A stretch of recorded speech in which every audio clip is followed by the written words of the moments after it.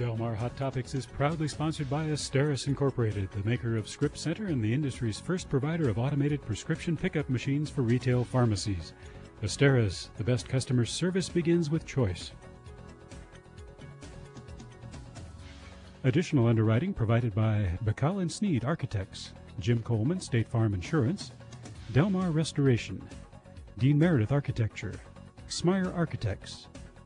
Businesses serving Del Mar from the heart of Del Mar. The views and opinions expressed on this program are solely those of the participants and do not necessarily reflect those of the Del Mar TV Foundation or the City of Del Mar.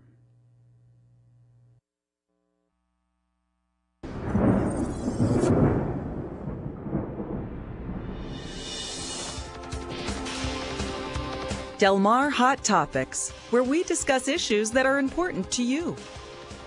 And now your host, Richard Levesque. State spending and school funding limits are on the ballot. What are the fiscal impacts to local government, schools, parents, and you? I'm your host, Richard Levesque, and you're watching Hot Topics.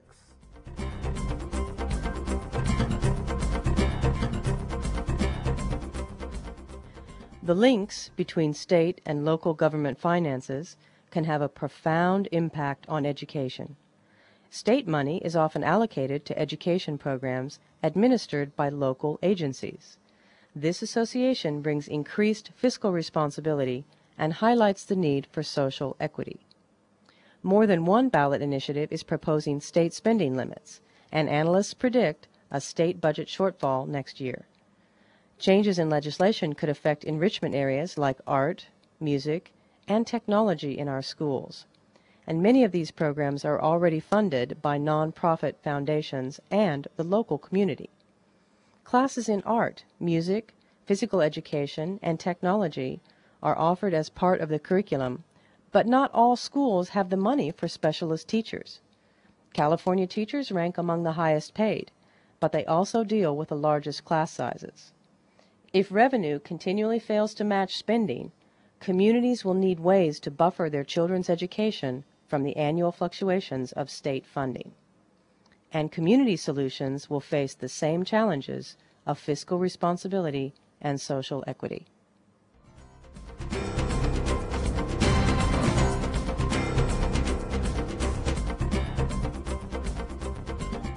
Do our taxes cover the cost of a complete education? Why must communities continue to raise money for specialist teachers and programs? Joining me to discuss factors affecting the cost and quality of education are the District Superintendent for Del Mar Union Schools, Tom Bishop, Tim Mallett, Treasurer of the Del Mar Education Foundation, and local residents Ann Birchold and Corinne Hackbart. Thank you all for joining me. Welcome. So, a state education. When I think of a state education, I think that should it cover and create a complete education? What is a complete education? In our community, a complete education would be learning to read, write, think, compute, as well as have art and music.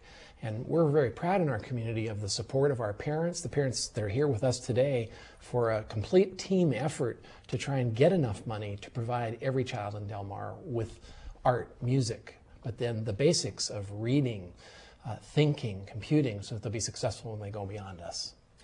Can the state provide a complete education? No. Why not? Fiscally, it's unable to, as a state. City of Del Mar and the Del Mar Union School District is able to because of our basic aid program. And so we have 77% of our taxes cover us, and only about 18% of the state funds that will kind of help cover us. Where the rest of the schools that are revenue limit, they're pretty much stuck with what the government can give them, which is not always enough to cover all the extras. I think in our state, the funds used to be there to provide a quality education, but when Prop 13 was passed, it over the last, 26 years now, has gradually changed that, and where more and more dollars have gone into the general fund in terms of fundraising, and the state legislature has allocated those to other places other than public school funding, the funding per student in California has gradually just slid downward and downward and downward to where now we're faced with where we're, I think, number 44 in the country in terms of state funding for public school students. That's right. When we have parents move into the district from the East Coast, they marvel at us and say, how is it that you can be spending $7,800 per child in our district coming from property taxes, whereas New York, Ohio, Pennsylvania, Connecticut are all spending $12,000 and up. So we think we're actually pretty efficient here in the Del Mar School District. And with the support of all of us in the community, we are able to provide art and music, and that's been a major improvement in the last 5 years in the school district, and it's not been without a team effort. But if we didn't have the foundation, though, we would not have the other stuff. So when people come over from the East Coast, they're seeing an enriched program. And so that's in lieu of, you know, our basic property tax. So we wouldn't have had that without the foundation. So tell us, what does the Del Mar Educational Foundation do? We supplement the monies that the school district, under Tom's leadership, is able to squeeze out of the budget to help provide science, music, art, and technology teachers, licensed teachers in all 7 of the schools, elementary schools. And we provide about 1/3 of the cost of all of those teachers, so 4 times 7 to 28 teachers in the school district, through fundraising from parents in the community and corporations in the community, to supplement so that all of those programs can be provided equally across all the schools in the district. Well, one could argue, why is art, for example, important? Why is music important for children? You know, they create a well-rounded child. And we live in an industrial age right now where every person has to be creative. The positions that we have in America will need to be creative. It's not all about reading and writing. You know, the enrichment programs that the school offer create that well-rounded student. The art infusion, the music, all of those types of subjects that might not be, you know, academic, create team building, coordination, tolerance, strategic thinking, all the things that are going to be important in the future. My son, who's now in 8th grade, when he was in kindergarten, I was on the site council at CDM school. So I saw information coming. That was just when the schools were starting to introduce music and art back into the schools. And the statistics are overwhelming about the impact of those kind of programs on science and math, and how the brain, when you get them thinking about art and music, how the brain becomes better then in music and technology and science. It's really important. So if this is so critical to the modern age, if we're going to compete with the rest of the world, why shouldn't the state help fund for that?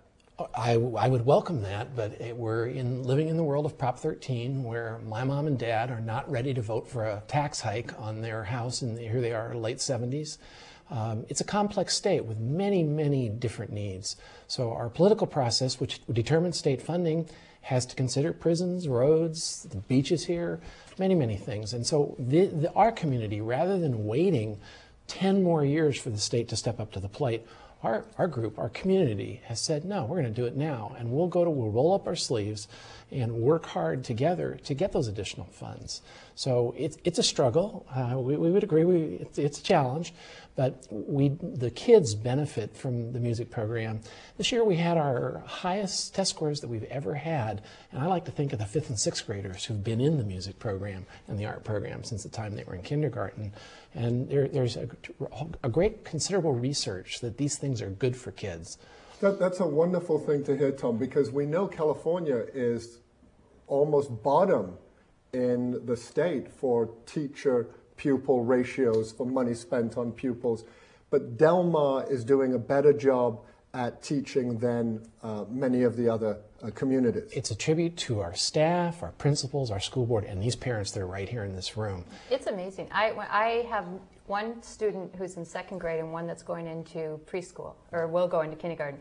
And I looked at private schools and we thought about them quite seriously. And I talked to so many people in the community and they kept saying, this school is so rich. And when I joined there, and every day now, I thank myself and my husband in the community that helped me make that decision, because it's amazing.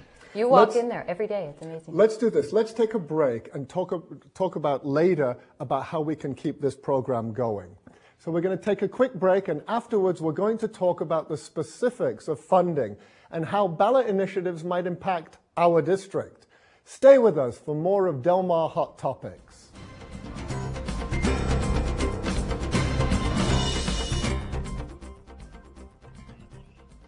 Special elections occur infrequently, so don't miss this chance to influence California's future. It's your future, too.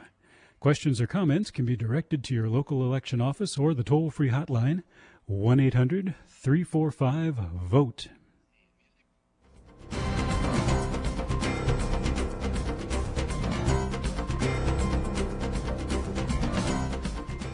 I think that the schools are underfunded, and the more money that we can get to the schools, the better, especially at an earlier age. Education already receives almost half of the general fund. The same pot of money needs to pay for health and emergency services, and the state needs to get spending under control. With the concepts clear and noble, the question remains, where will the money come from? I thought the lottery was supposed to help meet the deficit problems in schools, so I don't know where that money is going. School funding formulas are being taken to the voters. What's more useful, annual budget decisions or minimum guarantees? Record deficits and unbalanced budgets bring the risk of increased taxes. Do people understand that? It's not a question of equal funding, it's a question of equitable funding. Is there, you're trying to reach equity. And I think that public schools who aren't receiving the same outside funding, I think should be getting more and should be compensated more within state school systems and within the city school systems, because you need to somehow bridge that gap between the affluent communities like Del Mar, whose school system and kids have every opportunity, and kids who live in Kearny Mesa and Southeast San Diego and the border schools. And those are the schools that we should really be caring about, who are oftentimes in the dark. And Del Mar gets a lot of attention, but we need to focus on how do we bring these schools so that these kids are on level playing fields. How do next week's ballot initiatives help or hinder the creation of a level playing field? Is Del Mar immune from the effects of Proposition 76?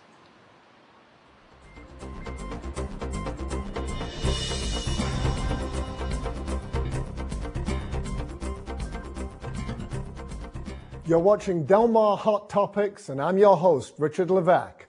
With me to discuss the impacts to education funding are Tom Bishop, Tim Malott, Ann Birchtold, and Corinne Hackbart.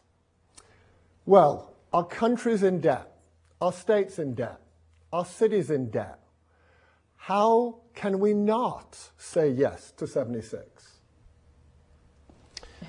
You're in horror, you're in shock.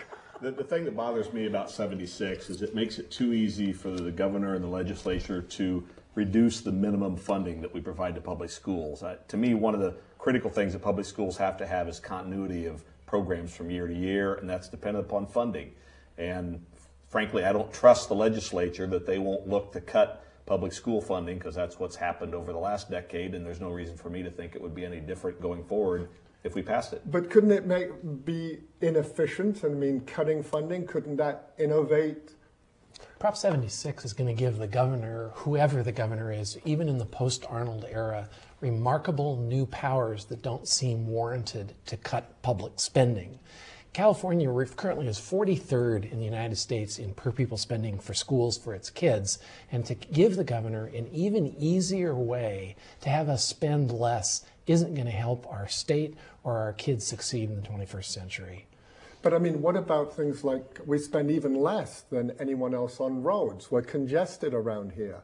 Isn't it time that we had some fiscal responsibility, even for schools? Prop 98, which currently governs school finance in California, requires the state to spend about 40% of its revenues on schools. If we want our state to be #1 in math and science 10 years from now, we're going to have to figure out a different way to fund roads, to fund the beaches.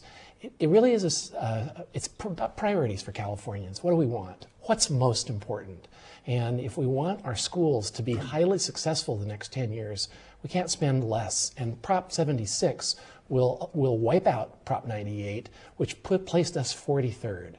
So in my journeys through our community, our parents are saying, and our community is saying, kids count, and find some other way to either make cuts or raise funds. But I think one of the problems too we have in California is our budget problem was created during the dot-com bubble, when there were just huge revenues that the legislature had to fund. Rather than saying this could be a one-time or short-lived impact on our economy, the legislature took a view to create a lot of new entitlement programs, increase a lot of statewide pensions, that those now become contractual obligations of the state. Unfortunately, now when our revenues go down because the economy, the dot-com bubble burst, we don't have a choice to then go back and cut back on those entitlement programs. And so the legislature can only cut where it can cut, and state public funding of education is too easy, as Tom described, is too easy for either a governor in the future or the legislature to look to cut. But a lot of people would argue that the teachers' unions are very powerful, that in fact it's a special interest group, that maybe education could be better if schools were forced to innovate. Our schools here in Del Mar are regular innovators. Our teachers are leaders in that. And our teachers are protected in California. They're citizens. That they choose to have a union is one of the most basic rights in our democracy, came in the New Deal in the 1930s, so that they are using their political rights to try and enhance what's the most important thing in our state, the education of our kids. I don't have a problem with that. So go on. Well, 76 for us as a little microcosm, I don't think would really affect Del Mar. So if we're just talking about Del Mar as a small community, I mean, it would, but... I'm going to jump in. Okay, that's fine. I'll be after you, Tom. Okay, I'm talking about, like, it's not going to affect as much as San Diego or, California down at whatever, Southern California schools. The basic aid schools, I don't think would be as directly affected. I'm voting against it, believe me, but I'm just saying that I don't think us as a little community would Since be. the dot-com bubble that Tim talked about a couple Right. of minutes ago, the Del Mar Union School District has lost $2.9 million of state spending, and if Prop 76 passes, we're never going to get it back. That's a lot of money. Right. The high school district is $11 million, and I read in the paper today they were looking at increasing class size in 9th grade today, and I wasn't thrilled to see that one.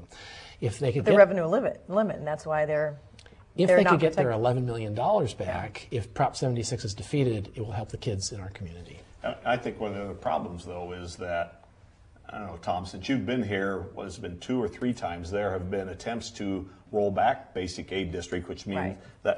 that means we get to keep some extra property taxes that we raise here. So I don't want to hang my hat that we're forever going to be able to keep those extra property tax dollars. I agree. I'm just saying in the immediate right now, we would not be as affected as the other schools that are not basic aid as a revenue limit, just our elementary Right. schools. The proponents of 76 would say nobody would be affected immediately, and that is the case. But the problem with 76 is, in the case of a deficit shortfall, it allows the governor to reduce the minimums that go to schools. Then those become the new bases. Right. So they start from a lower point, and then it's like we got to go back up again. Well, I'm sure Tom can't negotiate for the teachers to let's cut salaries 10%, and that'll be the new starting point next year. Well, Isn't that a big part of it, the uncertainty element of not being able to plan ahead of time what your curriculum and what your needs are for that school year? And also teachers who have to be paid salaries. How is that the big issue here? Is it uncertain? Does Prop 76 create uncertainty for the planners? Under Prop 76, the governor is going to be able to, if the revenues come in at only 1.5% less than he estimates,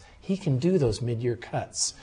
I don't want to do that to your kids, of send the music teacher home or raise class size mid-year. That's just ridiculous for the That's kids. what I understand. So what should the state do when everybody is going to fight as hard as you for their projects? I'd like to have education be in its own little bubble. I wouldn't like to have it grouped in with all the health, everything else. It needs to be its own entity. And then they can put it in a different, like a line item or something. But I just don't think it should be grouped in this Prop 76. But not always the schools that have the most money are the best schools, right? So, I mean, there's a lot of waste. I disagree with that. Since Prop 13, we've had our funding cut steadily. So I don't care whether you're here in Del Mar or the high school district, as we walk around, we spend money on people. 85% of our budget is spent on teachers, custodians, the school secretary, and there's not too much left after that. After you buy health benefits for them, there's hardly any left. I think there's a really common misperception in just the community across the entire state that the reason there's a funding problem in public schools is too much money is being spent on administrators. You hear that all the time. You see it in the papers. People talk about, well, if the San Diego City schools spent less on administrators, they could provide a better education. Bottom line is, when you're 43rd in the country in funding 44th, yeah. The dollars just aren't there. I mean, you can try to squeeze a little bit here and squeeze a little there, and we can, but that's the reason why, for example, here in our community, we underwrite what the schools do with a foundation that raises extra money, because there just aren't more dollars to squeeze. Right. But maybe don't the teachers, I mean, isn't there a feeling that the teachers union stops any kind of change, and that the education community in California worked really effectively and positively with our new governor in his first year in office. It was December a year ago that he decided to just kind of turn his back on a broad-based coalition across the state that had worked together, and we had cut ourselves $2 billion. Okay, let's take a break. We'll be right back with more of Hot Topics. We're talking about cost and quality in education and how the upcoming election could affect both. Don't go away.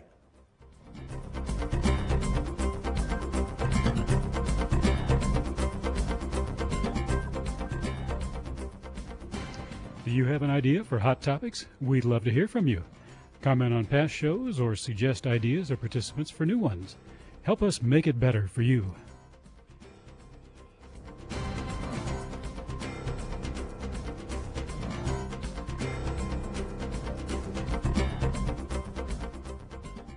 We're talking about education funding.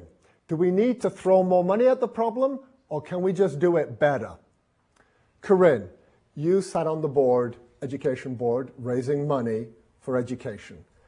You're no longer part of the board. Can we do it better, more efficiently? What can we do? I think we can. I think currently we are spending too much money on administrative costs.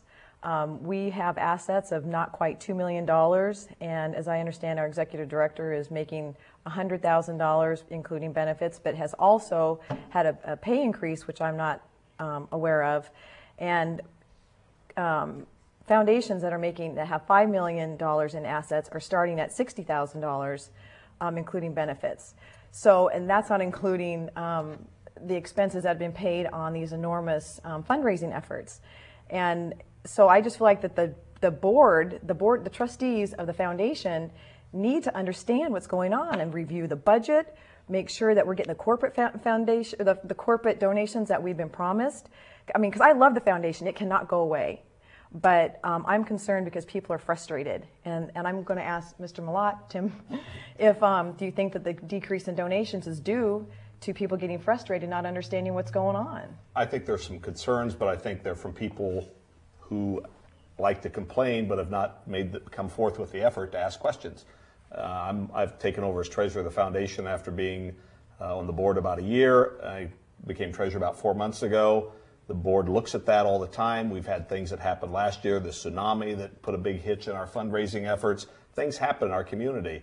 And we, I think, exercise a lot of oversight from all the volunteers that are on the board. And I welcome anybody coming in anytime. Call me up, email me, and I'm glad to talk about what we do as a board to refocus our efforts on corporate fundraising activities. I also know why are we not getting corporate fundraising, and why are we not getting that, and why are we spending so much money? I mean, it blows my mind. We're trying to squeeze every nickel, every penny to go to our kids, and that's why we stop busing, blah blah blah. But the problem is we have this enormous overhead, and we need to have it directed towards the children. We do, but let's keep it in the whole scheme of things. It's not enormous.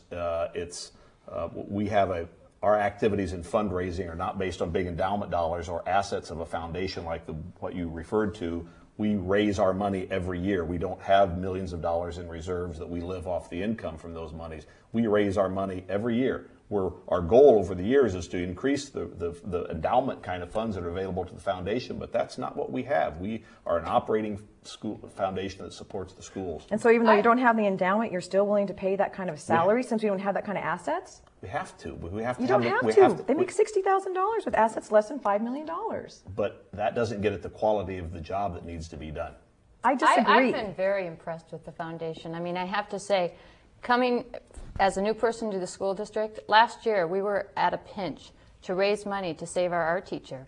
And within 2 weeks, our school raised $45,000 for the foundation, and we saw that money go direct to save our art Oh, teacher. I know. I But was the problem very is we were the impressed only with two that. schools that met our goals. And we were going to be the two schools that were going to lose a teacher. And we are the only ones that met the goals. Everyone east of 5 did not meet their goals. But we saved our And teacher. so that was frustrating. And we have a higher Right. equity at our school as far as our enrichment teacher. Our ratio of enrichment teacher to student is higher than anybody else Right. because our parents stepped in to support the foundation as the umbrella. And so did we. And it worked. We saw the end result, which is this year, one of the richest curriculums I can But if you would find. cut the cost of administration, that's a half a teacher. I mean, who can disagree with that? That can we do better generally cutting costs Yes. in areas where there's Yes. where it's bloated? The issue isn't cutting costs, the issue is raising more money. And we're in a relatively new foundation. We just finished our 5th year. We go through growing pains like any organization does, and we have gone through growing pains. And we've made changes and are refocusing on how do we raise more money from the corporations whose employees live in our school district because of the quality education that's being provided. In addition to those parents of those employees supporting the district, we need to do a better job of raising money from the Qualcomms and the SAICs and the people in the biotech community whose senior management and engineers and programmers live in our community. We need those corporations to provide additional support, and we are doing that in terms of the extent of the focus of our executive director of the foundation to go specifically after those kinds of dollars this year. As an example, But if you look- I'm co-chairing the Spring Gala this year, which last year our executive director did, because we said our executive director needs to be going after corporate dollars, not running galas. One quick word and then we have to go. Give me a quick word. I just think the foundation needs to continue growing because this district is what it is because of the foundation. And there's a lot of disappointed people because there's a lot of mistrust. They don't understand where it's going. We're out of time. We have to stop there. I'd like to thank my guests for bringing their thoughts to the table. As you can see, funding is a complex issue from both state and local entities and how they are administered. Take a closer look at the issues that affect you and your family. Remember to exercise your right to vote. I'm Richard Levesque, and you've been watching Hot Topics. Tune in next week for more Del Mar Hot Topics.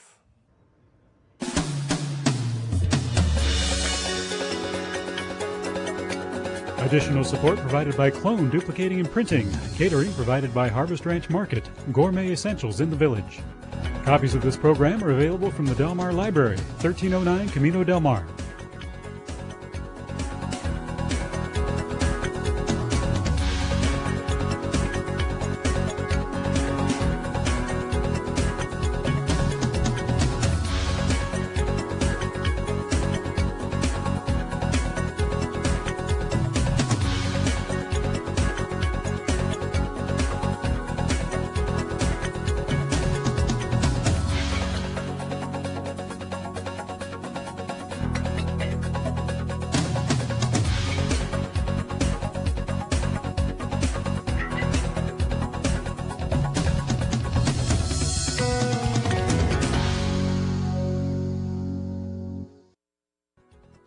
Del Mar Hot Topics is proudly sponsored by Asteris Incorporated, the maker of Script Center and the industry's first provider of automated prescription pickup machines for retail pharmacies.